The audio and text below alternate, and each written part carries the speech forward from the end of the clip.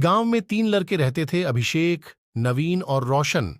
तीनों के पिता काफी अमीर थे। तीनों का बचपन बहुत अच्छे तरह से गुजरा था। उनके माता पिता कभी भी उनकी कोई भी मांग को अनदेखा नहीं करते थे।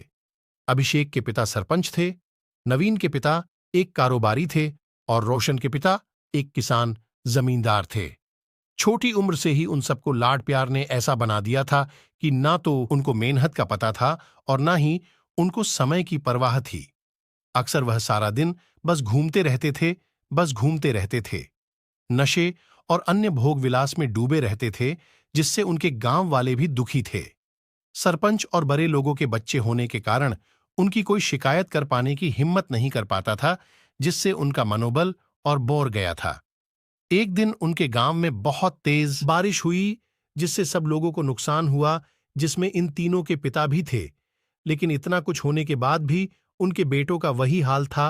वो बस घूमते रहते, नशा करते, भोग विलास करते रहते थे। माँ बाप काफी चिंतित रहा करते थे।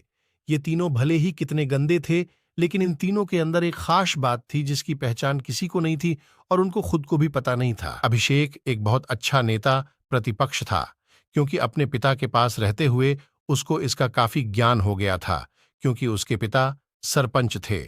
नवीन भी इस तरह से बिजनेस की समझ रखता था, क्योंकि उसके पिता एक कारोबारी थे और रोशन खेती का काम जनता था, क्योंकि उसके पिता जमींदार थे। पर अपनी गलत कामों की वजह से उन सब ने अपने इन टैलेंट पर ध्यान ही नहीं दिया, जो कि उनकी सबसे बड़ी कमजोरी थी। इस तरह से इनकी बदमाशियों को देखकर इनके पिता उन्हें सिख देने को सोची। तीनों पिताओं ने आपस में बात करी और उसका एक हल निकाला।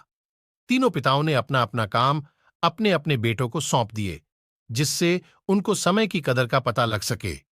तीनों के पिता ने एक वसीयत बनाई, जिसमें यह लिखा था कि 1 वर्ष के अंदर इन तीनों को 10 लाख रुपये कमाकर देने होंगे, जो बिना किसी गलत काम करके कमाए गए हों, और तीनों को अलग अलग स्थान पर रहना था। इन तीनों को 5-5 लाख रुपये भी दिए गए, ताकि उनको अपना काम स्टार्ट करने में दिक्कत ना हो। पहले तो सब खुश हो गए कि हम आजाद हो गए, हमको पैसे मिल गए, और ऐसा सोचकर कि इन्होंने फिर से काफी समय मौज मस्ती करने में लगा दिया। इस तरह से 6 महीने बीत गए और इनका काफी सारा नुकसान भी हुआ।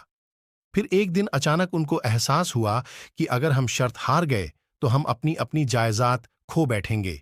धीरे धीरे उनकी चिंता बढ़ने लगी। एक दिन वो इसी उद्विग्न धुन में एक पार्क में बैठे थे और कुछ डिस्कस कर रहे थे कि उनको एक छोटी सी लड़की मिली। वो फूल बेच रही थी और साथ में पर भी रही थी। तीनों लोग उस लड़की के पास में गए। तभी अभिषेक ने लड़की से बोला, बेटी आपकी उम्र क्या है? तो लड़की ने जवाब दिया कि मैं 12 साल की हूं। अंकल इतना सुनते ही अभिषेक ने आचार्य से पूछा कि आप इतने छोटे होकर के खेल नहीं रहे हो? इस पर लड़की ने जवाब दिया कि मेरे पापा अब इस दुनिया में नहीं है और माता बीमार रहती है, इसीलिए मैं ये काम करती हूं।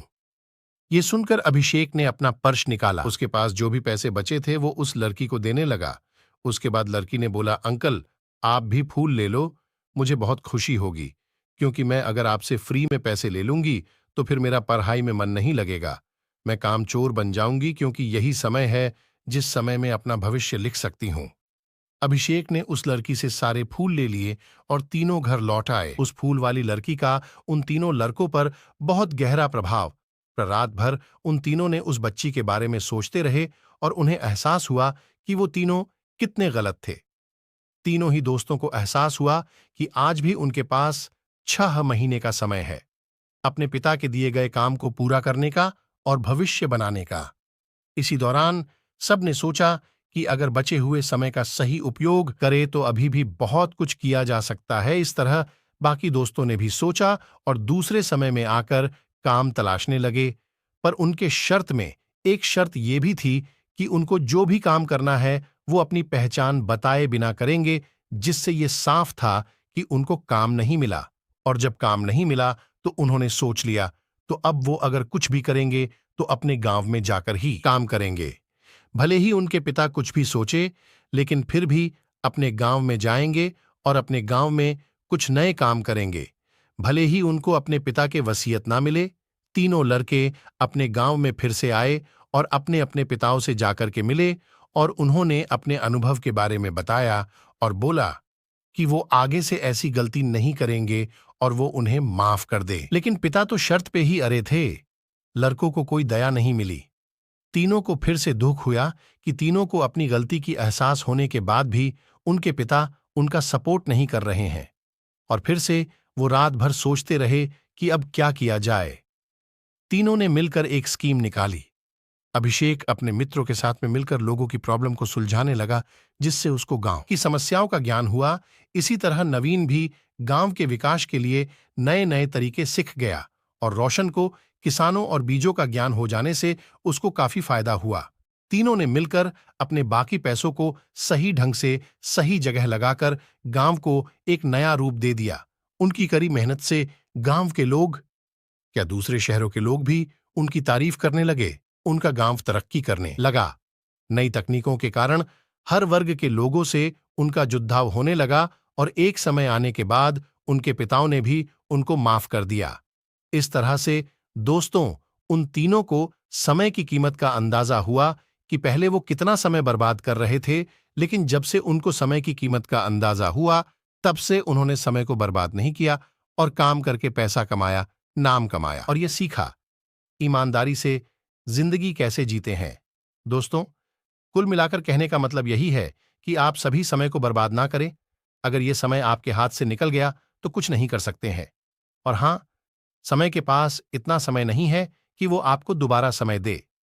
समय बर्बाद करने का हजारों तरीका है, लेकिन आप ऐसा कोई तरीका चुनिए जो आपकी जिंदगी बदल दे, इस समाज की जिंदगी बदल दे, इस देश का भविष्य बदल दे।